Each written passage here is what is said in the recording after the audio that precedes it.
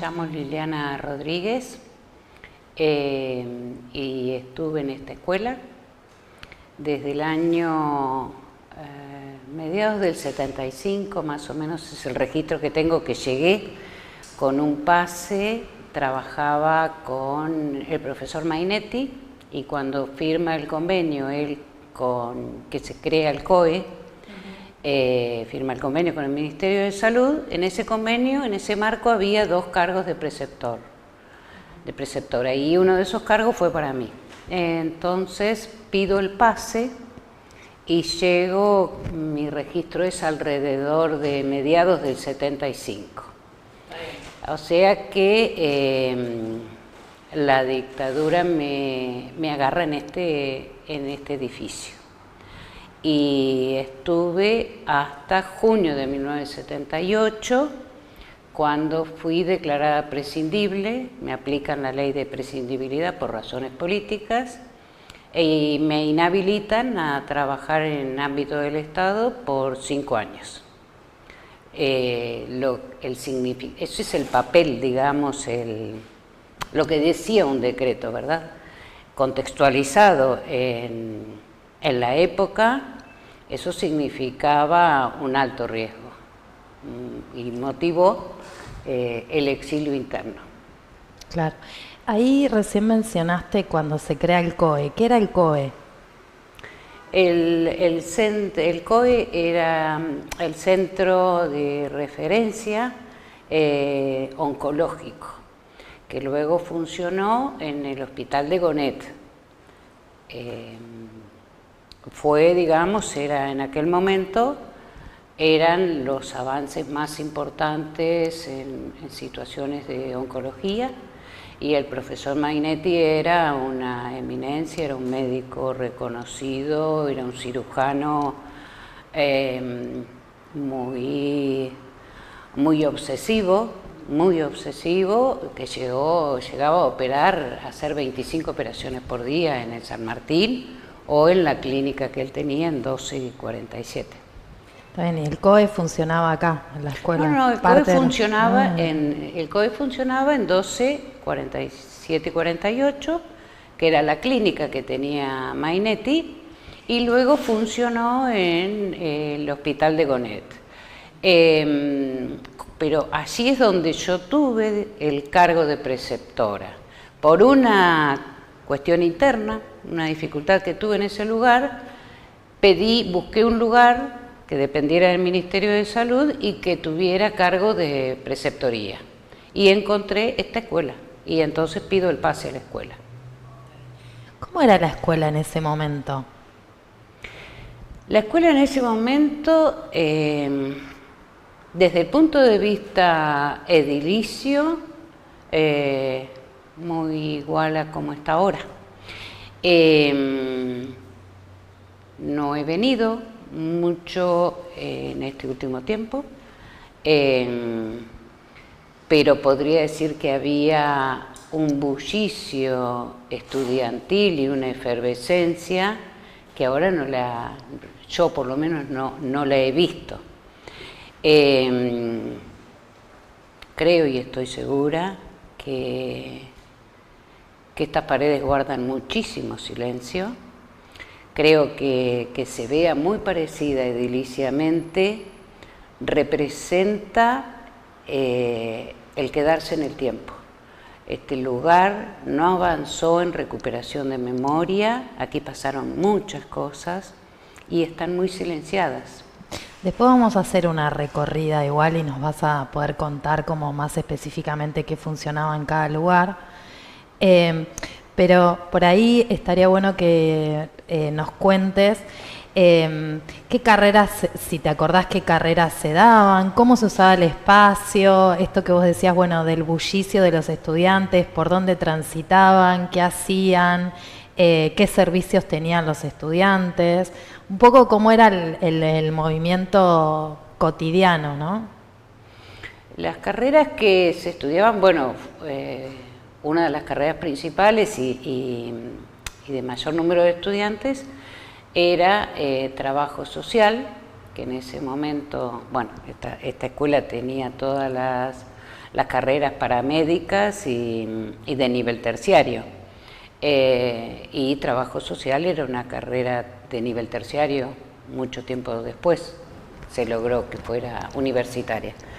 También se estudiaba técnico en seguridad e higiene, técnico en laboratorio, auxiliar de enfermería, que Nora Formigo dirigía la carrera de enfermería, ¿no? Junto con Elena Arce, que están desaparecidas todavía. Se estudiaba técnico en radiología. Esas eran como las carreras principales, digamos. Había mucha circulación en el hall central y en lo que era el buffet, era un lugar amorosamente de encuentro, que era amorosa quien estaba a cargo del buffet.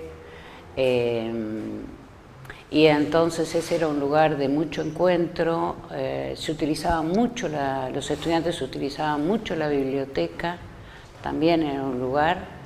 Y después había, además de los profesores, había personajes como muy queridos. En ese momento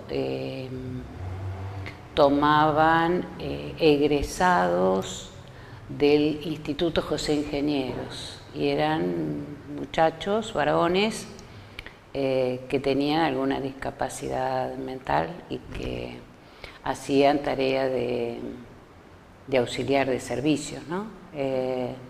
Pero eran uno más, digamos, entre nosotros y nosotras, y de mucha amistad y algo muy interesante, ¿no? En momentos en los que no se hablaba de inclusión, pero la inclusión se daba. Y entre esos personajes, uno de los principales, o los más cercanos, o el más ruidoso quizás, ruidoso en el sentido de expresivo, ¿no? Era Salvador. Era un personaje de la escuela que estaba acodado la mayor parte de las veces en el entrepiso y desde ahí observaba todo, quienes entraban y desde ahí gritaba, hola. Salvador, que es el que conocimos, claro, no se murió hace mucho Salvador, le hicimos un homenaje acá en la escuela. No sabía el homenaje. Sí, porque fue bueno en la gestión, en esta última gestión, que no comunicaba mucho y solamente quedó como de las puertas hacia adentro. Acá un compañero que lo bancaba mucho a Salvador en cuestiones de cenas de fin de año, qué sé yo, era Richie, que es un señor que está en el programa de salud ambiental, un ingeniero, ¿no lo conoces? No, pero bueno, él llevó adelante como el homenaje porque era una persona como muy cercana que lo alojaba mucho a Salvador en su... Porque bueno, en esto de la inclusión también es eso, lo incluís en el trabajo y también los incluís, cortamos un poco, ¿no? Pero lo incluís en como en las relaciones. Por supuesto, sí, sí, sí, sí. ¿Te acordás el nombre de quién dirigía el buffet? De quiénes eran, además de Salvador, esos otros personajes o trabajadores que en ese momento circulaban en la escuela, además de Elena, ¿no? Que coordinaba la carrera. ¿Te acordás un poco de nombres? ¿Quiénes eran los que transitaban? Me acuerdo, me acuerdo porque también era un personaje central y central en el hall de entrada, ¿no? Que era como donde sucedían las cosas y los encuentros. Y es inevitable Coca. O sea, Coca era un personaje también sumamente amoroso y que nos cuidaba y que, que trataba de tener lo que nos gustaba y que vivía acá en la escuela. Vivía del otro lado, de ese lado al que no volvimos a entrar a partir del 25 de marzo del 76, porque Miguel Ángel Maldonado Padre, que fue el director de esta escuela en dictadura, cerró la comunicación con esa parte del edificio. Volviendo un poquito a esta historia digamos, del 75 hasta la dictadura, por otros testimonios nosotros sabemos que es un momento de mucha ebullición, de mucho movimiento, de mucha inclusión, de mucho trabajo y de mucha participación política. Cristina Tatoni nos contaba que existía un centro de estudiantes en esa época y que se daba un curso de historia también para toda la escuela. ¿Vos tenés registro de eso? No, digamos, como yo era estudiante de psicología, mi mayor participación estaba en la Facultad de Psicología. Es más, digamos, mi registro es de trabajadora de esta escuela. Yo estaba en alumnado, en alumnos, entonces estuve un tiempo en preceptoría y después lo que hacía eran los certificados analíticos. Pero yo no tenía no convivía en esta escuela, sino que estaba el horario y mi mayor participación era por fuera, digamos, en la facultad, en otros ámbitos. Y por otro lado también esto de la reconstrucción de la historia tiene que ver con poder ensamblar desde los distintos roles y los distintos lugares por los que cada uno y cada una atravesó en esta institución. Entonces por ahí mi recorte, yo tengo un pedacito que bueno, se va a ir completando con los otros relatos, ¿no? Claro. Y de Elena Arce Sabores y Formiá, ¿te acordás algo? ¿Vos tenías vínculo con ellas a partir de hacer los analíticos? ¿Cómo eran? Si... Tenía el vínculo, sí, de compañeras y de charlas por ahí, de bajar a tomar un mate, todo previo a la dictadura estoy hablando, ¿no?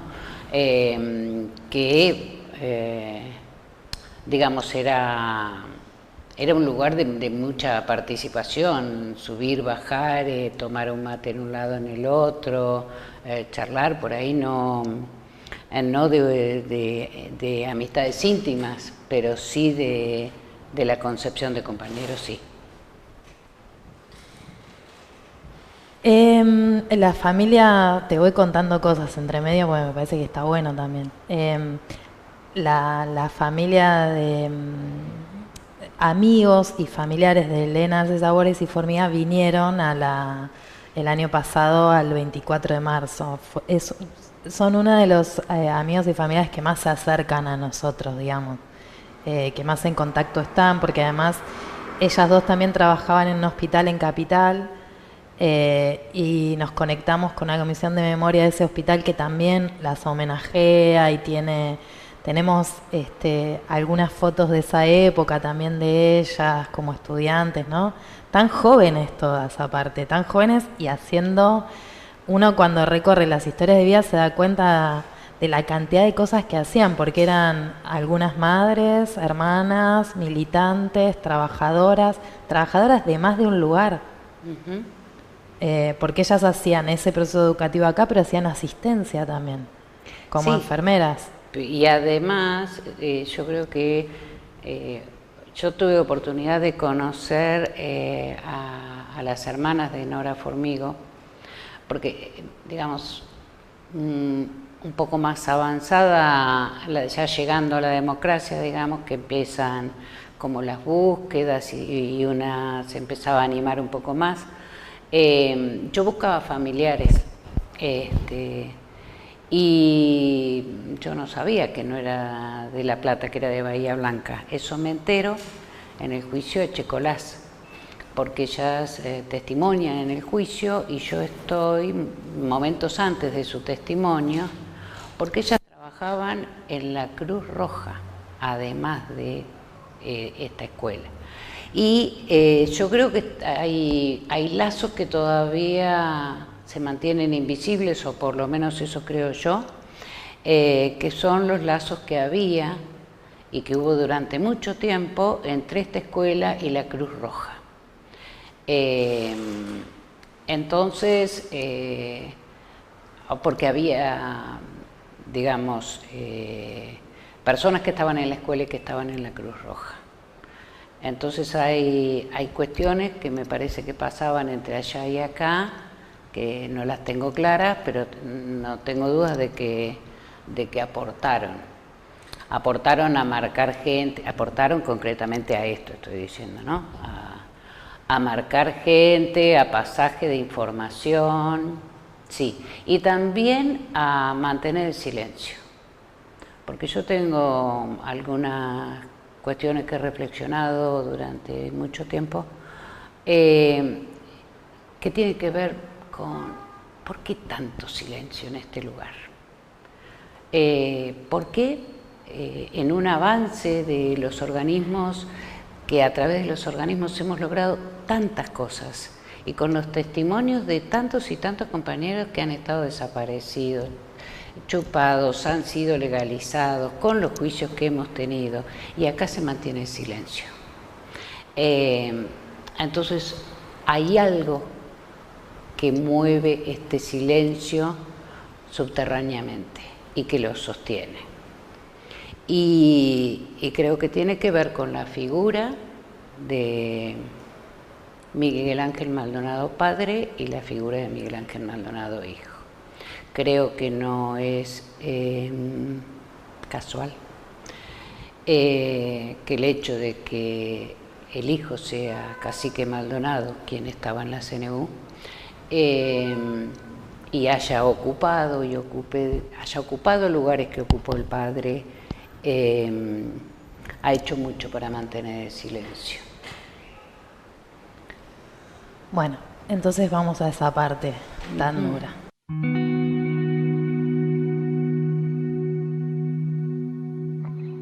Viene la dictadura, vos venías haciendo, estabas en alumnado, los analíticos, toda esa tarea docente, ebullición, etcétera.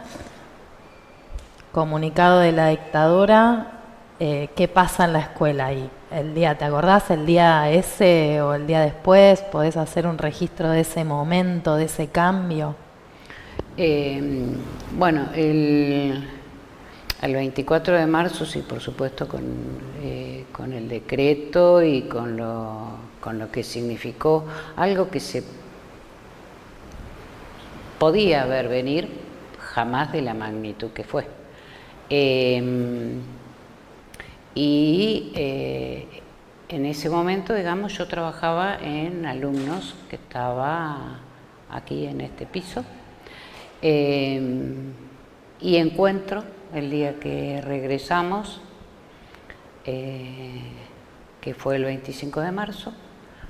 Por eso me impactó mucho cuando me enteré que esta gestión iba a ser un acto el 25 de marzo, porque me impactó, porque dije exactamente 44 años después. Encuentro un papel sobre el escritorio donde yo me sentaba, en el que me decía que tenía que presentarme a esta oficina donde estaba sentado Miguel Ángel Maldonado. En ese momento, bueno, él tiene una entrevista, digo, él tiene porque yo no tuve participación, hablaba él, digamos, de una manera muy autoritaria y prepotente, donde me comunica que él ha decidido que yo a partir de ese día pase a ser su secretaria privada, y que tengo absolutamente prohibido tomar contacto o hablar con ningún compañero ni estudiante de esta escuela, que debía esperarlo en la puerta de ingreso a esta oficina, sin hablar con nadie. Bueno, y así fue, digamos, y así fue en esto que a veces es difícil que puedan comprender quienes no vivieron aquel momento, de cómo se jugaba lo tácito, así como no se preguntaba, cómo se daba por entendido. Si yo dejé de hablar y de saludar a mis compañeros y nadie venía y se acercaba, che, ¿qué te pasa? O sea, era tácito. Bueno, y ahí empezó la situación de tortura psicológica más importante que viví, digamos, que atravesé en mi vida. Claro. ¿Cuántos años? Contame un poco cuántos años tenías, cómo eras en esa época vos. Yo tenía 21 años, estaba en cuarto año de psicología, apurada por recibirme, después de haber estudiado Derecho un año. Estaba en 76, en ese momento tenía un novio que se llama José, que es quien me sigue acompañando. En ese momento, bueno, él era estudiante de ingeniería y yo amaba la carrera, tenía participación no orgánica, política orgánica, pero sí participación social, en alfabetización, sí, en ese sentido. Y bueno, nada o mucho. Vivía situaciones muy pensadas hoy como de gran disociación, porque yo pertenezco a una familia de origen, digamos, mi familia de origen es una familia trabajadora, mi mamá enfermera, mi papá trabajador de YPF y estaba en el gremio. Yo soy la mayor y tengo 2 hermanos varones que militaban en la UES.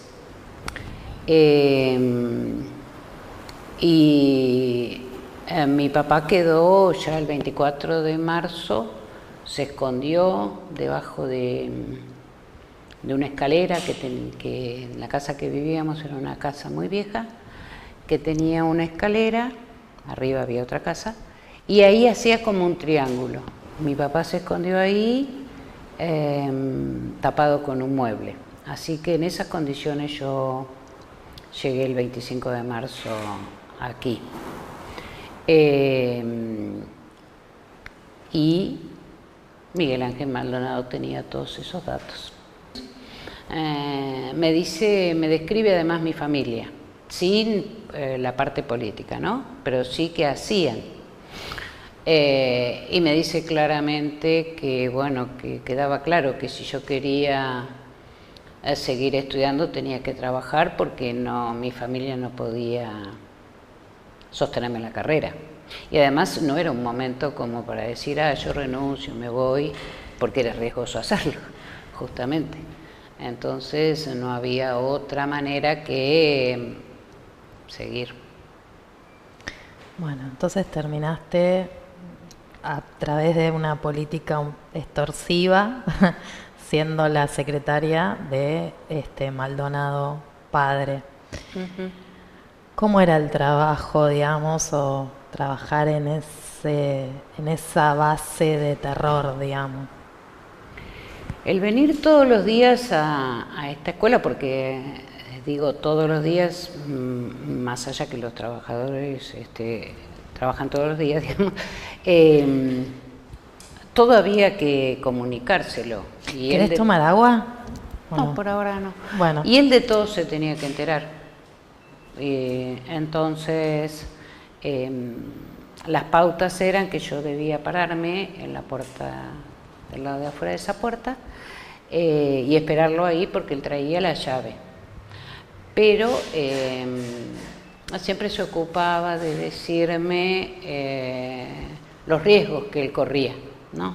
Y que él, bueno, que lo iban a matar o que le iban a poner una bomba, los subversivos. Y bueno, y esto mezclado con que yo iba a la cuna de la subversión, dicho por él, que era la Facultad de Psicología, que a su entender lo mejor que podían hacer era poner una bomba y que no hubiera más ni carrera ni estudiantes. Él estaba convencido, como acá está el correo, digamos, y este árbol no estaba tan grande, y el correo eran bases de hormigón, obviamente no era el edificio que soy.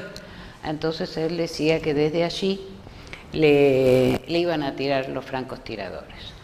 Entonces lo que hizo fue que yo redistribuyera, porque el escritorio estaba así, el escritorio que le correspondía a él estaba así, entonces me hizo redistribuir los elementos de manera que él pasó así, ahí, y me sentó a mí aquí de espaldas al correo. Y por eso era todos mensajes que horadaban la piedra todos los días, la gotita. Y bueno, entonces me hacía, yo abría con llave, era yo la que utilizaba la llave, y él se quedaba en la puerta y yo lo que debía hacer era buscar micrófonos e ir abriendo los cajones en la medida que él me iba diciendo. El primero de la izquierda, ¿no? Que era donde se suponía o él suponía que iban a explotar las bombas. O sea que después de hacer todo ese recorrido, digamos, que él creía o me hacía creer que era la seguridad para él, recién ahí ingresaba. Y bueno, ya no podía salir de aquí hasta que no se cumpliera mi horario. Se ocupaba de que yo escuchara todo y me enterara de todo. Me hacía firmar todas las notas y papeles y resoluciones, o sea, todo lo que ingresaba, él me hacía firmar. Con una frase que repetía hasta el cansancio, que era el día que yo me entere que algo de lo que acá viste, escuchaste o supiste salga de esta oficina, ese día me vas a conocer. Vos decías que te hacía firmar todo. ¿Qué cosas te hacía firmar y bajo qué, digamos, pretexto? Digamos, la tarea que yo tenía en ese momento era tomar conocimiento de todo lo que sucedía en esta oficina. Él se aseguraba que yo tuviera toda la información, desde tomar conocimiento y firmar todo tipo de nota, resolución, digamos, todo lo que sea administrativo que llegara, entre esas cosas, digamos, lo que tengo como registro de más importante, o por lo menos que me fue mucho más fuerte a mí, es cuando llegó el decreto de gobernación donde consignaban los autores y libros considerados subversivos, donde por supuesto el 95% de esos autores eran autores que estudiábamos, que los teníamos en la facultad. Y después, bueno, yo atendía todas las llamadas y él hablaba delante mío. Entonces, él repetía siempre una frase que era: todo lo que aquí suceda, el día que yo sepa, me dé cuenta que algo de lo que llega escrito, se habla, se dice, salga de estas paredes, ese día me vas a conocer. Por supuesto que eso llevó a que yo tomara algunas determinaciones, ¿no?, que tuvieron que ver con, dejé de estudiar grupos de estudio, también en estas características que tenía esa época, que era tácito. No voy a estudiar más, nadie preguntaba nada y uno dejaba de ir a los grupos. Y bueno, y nadie sabía, sí sabían dónde yo trabajaba, pero lo sabían de antes, pero no es que nadie me preguntaba ni yo contaba nada de lo que estaba sucediendo. Sí pasé el listado de libros, sin decir de dónde, sí, eso lo hice porque era una cuestión de seguridad para nosotros, digamos. Y en esto de la disociación en la que vivíamos, bueno, era transcurrir aquí con este personaje siniestro todos los días, escuchar, atender primero el teléfono, que me decían que llamaban de policía,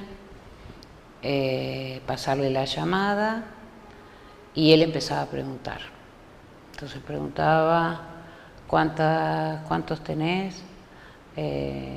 ¿Hay embarazadas? ¿A qué hora? Y acordaba un horario.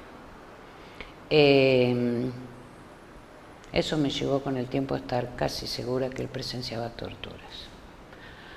Yo no podría decir, porque me lo han preguntado, no podría decir de qué lugar de policía. Yo no recuerdo si me decían dirección tal, porque además en ese momento yo no tenía registro de estructura y era algo que estaba muy lejano a mí. Pero bueno, después, en la medida que avancemos en el relato, se podrá comprender lo que digo ahora, porque me cierran otras cosas o empiezan como a entrelazarse, claro, para mí, ¿no? ¿Te acordás de esas cosas que vos firmabas, que te haya llamado la atención alguna? Fundamentalmente me llamó la atención esta por lo riesgoso y por lo que significaba. ¿El decreto qué decía específicamente? Que, o sea, no se podía estudiar con eso y que había que será hacer algo así como deberá ser considerado material subversivo el siguiente listado. Y ahí venía, entre lo que estaba, bueno, un montón de autores. ¿Eso vos se lo pasaste a la biblioteca? No,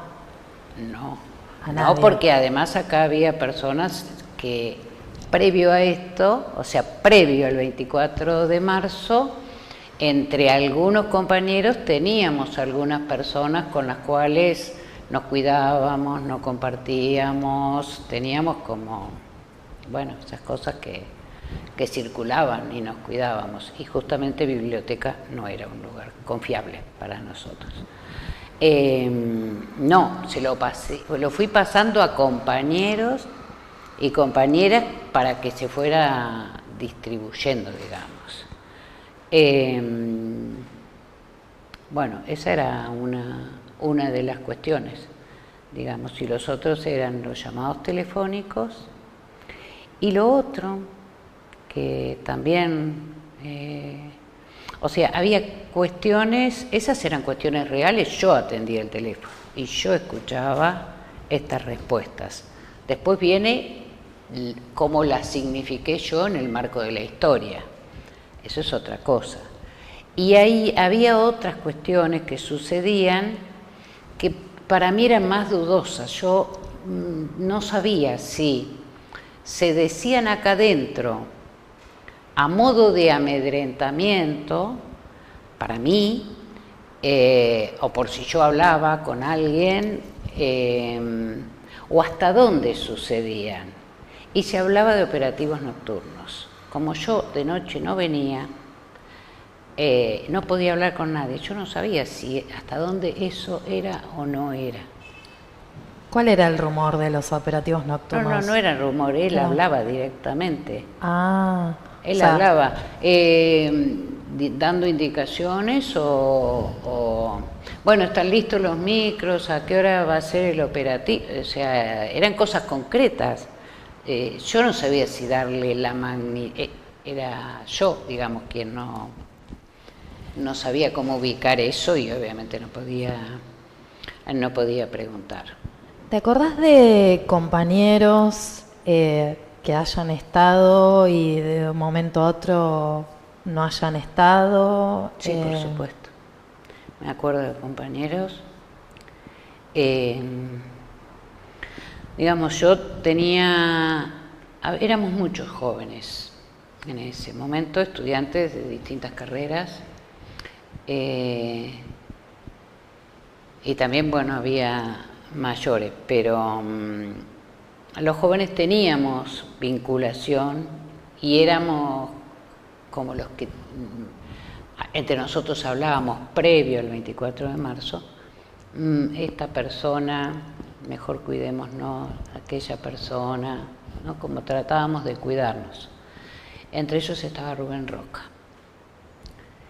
Y estando yo ya aquí, bajo la pata de Miguel Ángel Maldonado, un 17 de agosto, feriado, dejamos de verlo a Rubén Roca. A partir de ese día, no vino. Lógicamente era una indicación, ¿no? Para quienes vivimos esa época. Y él empezó a indagar. Primero me indagó a mí, qué sabía yo, si sabía dónde vivía, con quién vivía, qué hacía. Por supuesto nada, no sabía nada. Después hizo un careo con otros compañeros jóvenes también.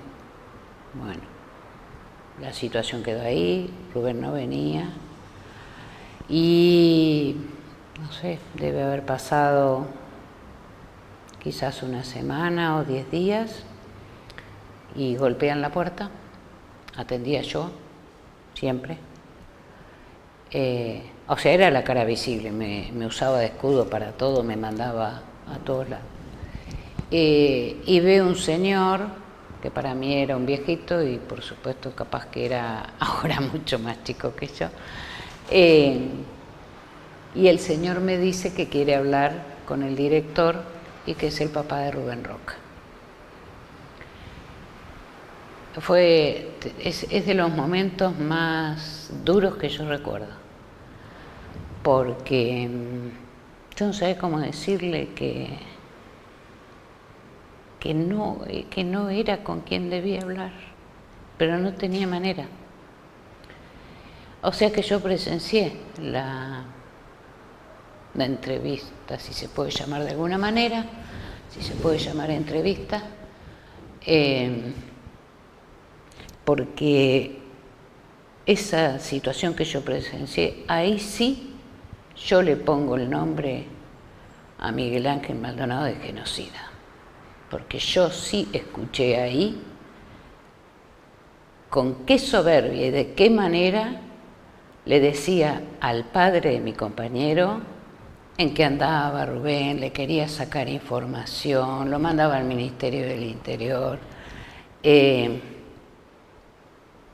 Yo no tengo dudas de que él tuvo que ver con la desaparición de los compañeros y compañeras de esta escuela.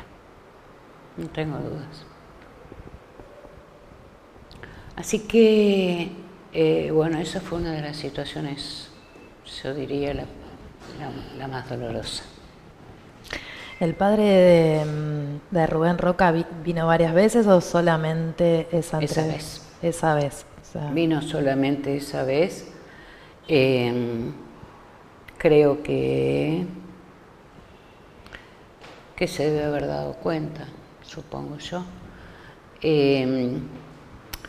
Lo que en algún punto, no sé, de esas cosas que a veces la vida trae como de vuelta y decís, bueno, quizás para algo sirvió o quizás permitió que se diera cuenta, ya en democracia, y esto no hace tanto tiempo, la Universidad de La Plata, la Dirección de Derechos Humanos de la Universidad de La Plata, convocó un proyecto que se llamó Huellas, que en realidad son 2 libros, donde hay relatos de compañeros y compañeras desaparecidas de la universidad.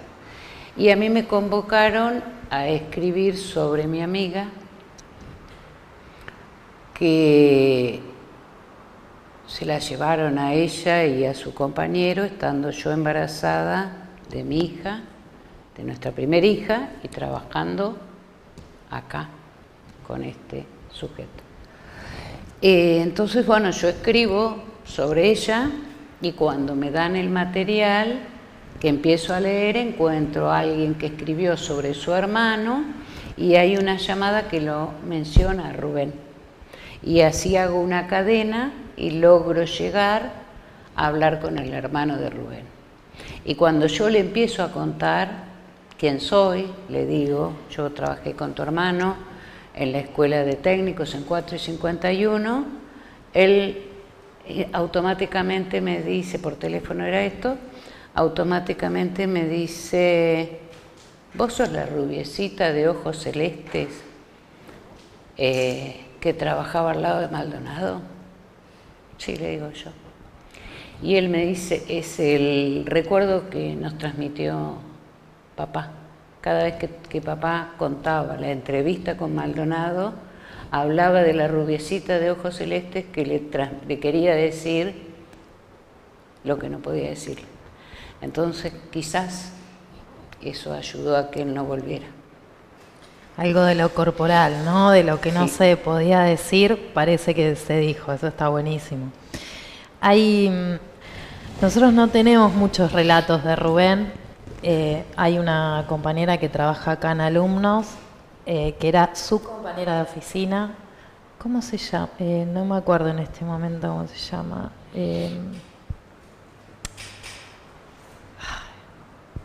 Bueno. Y lo recuerda como una persona muy joven, que hacía muchas cosas, que era un militante, claramente. Entonces iba y venía en su trabajo, que era una persona muy responsable con el trabajo. ¿Vos te acordás algo de Rubén? Así como alguna anécdota de Rubén, o alguna cosa.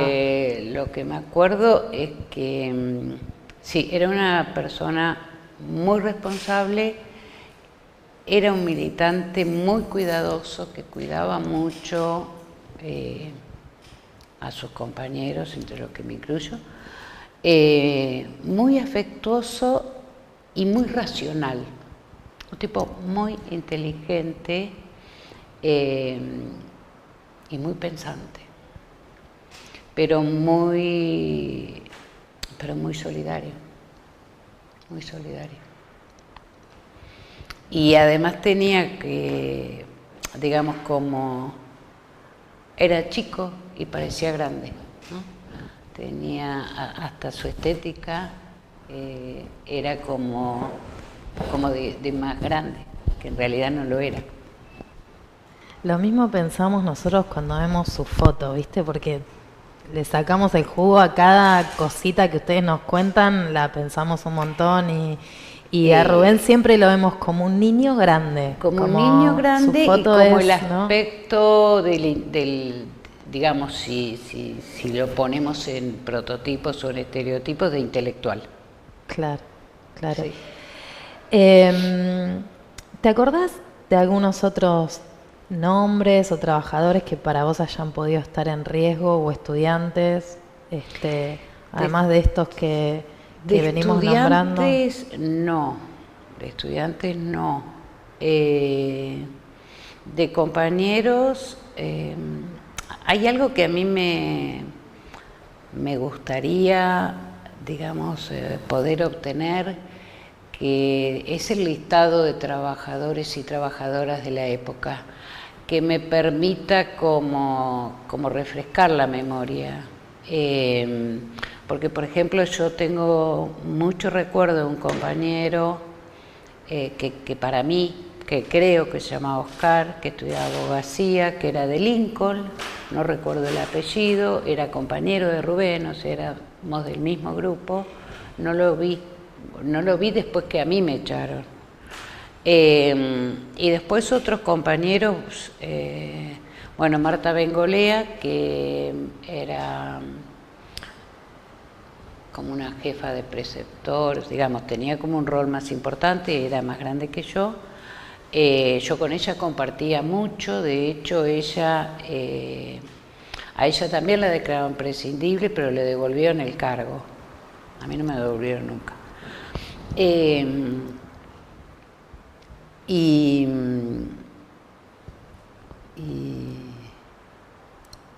el secretario administrativo, que estoy tratando de acordarme,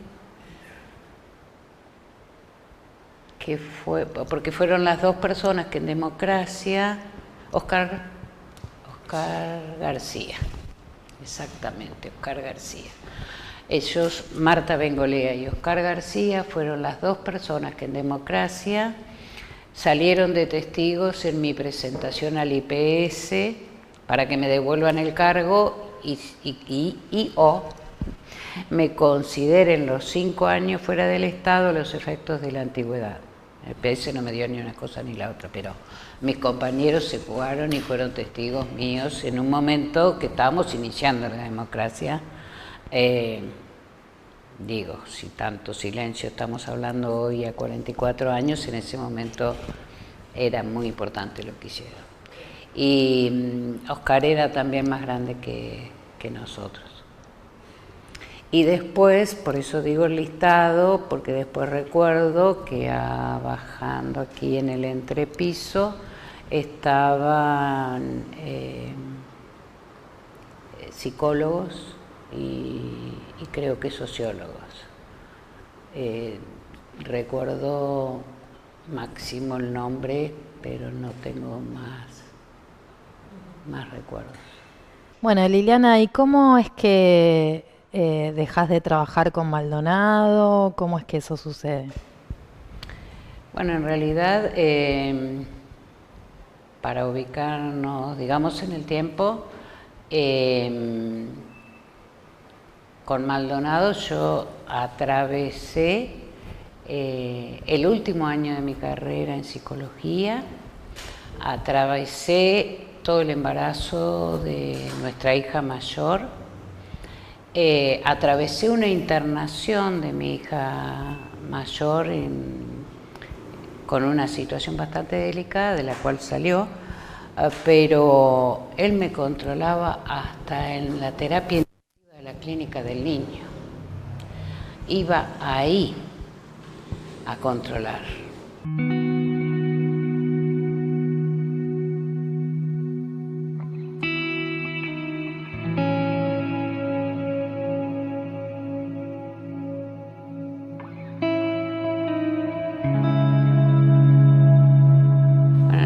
En ese momento, digamos, de situación personal, familiar y estudiantil, recién recibida, recibo por correo el decreto por el cual se me declara prescindible por razones políticas.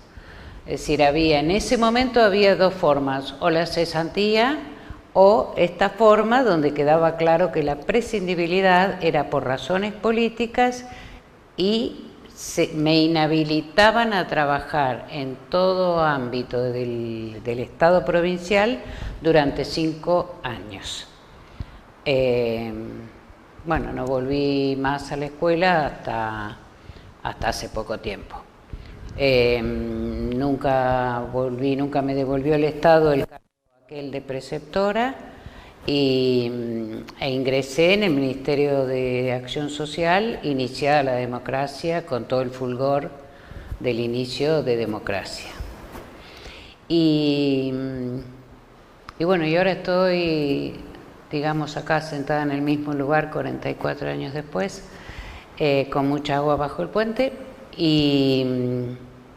y con algo que para mí resulta reparatorio y la verdad que es un reconocimiento fundamental que hayan decidido ponerle a esta nueva escuela el nombre de Floreal Ferrara. Yo siempre digo que tengo el orgullo de haber pertenecido un cachito a la gestión de Floreal, que me convocó en ese momento para trabajar con los institutos psicopedagógicos, porque una de las tareas es el trabajo en discapacidad, así que integré el equipo de Floreal, que duró poco pero hizo mucho y fue el mejor ministro que tuvo la provincia de Buenos Aires sin lugar a dudas, por lo menos para mí. ¿Qué hacías específicamente en ese equipo, Liliana? Trabajaba con los 4 institutos dependientes del Ministerio, el José Ingenieros, el San Lucas, el Ramos Mejía y el que estaba en Cañuelas, que atendían a niñas y niños jóvenes con discapacidades mentales. Y yo trabajaba en mi carácter de psicóloga, digamos, haciendo supervisión con otro grupo de compañeros y compañeras que nos convocó Floreal, tratando fundamentalmente de dignificar la vida de esas personas. ¿Tenés algún recuerdo específico? ¿Alguna vez te tocó una reunión con Floreal? ¿Charlaste alguna vez? ¿Tuviste así un contacto directo? Los contactos... las características de Floreal, era una persona que, así estuviera a metros hablando, parecía que estaba hablando a todos y a cada uno de los que estaban allí. O sea, siempre tenías esa sensación, por lo menos era lo que a mí me pasaba, de la cercanía. Seguramente también la cercanía por lo ideológico, y por la impronta, por la fuerza que le puso y la pasión a todo lo que hizo.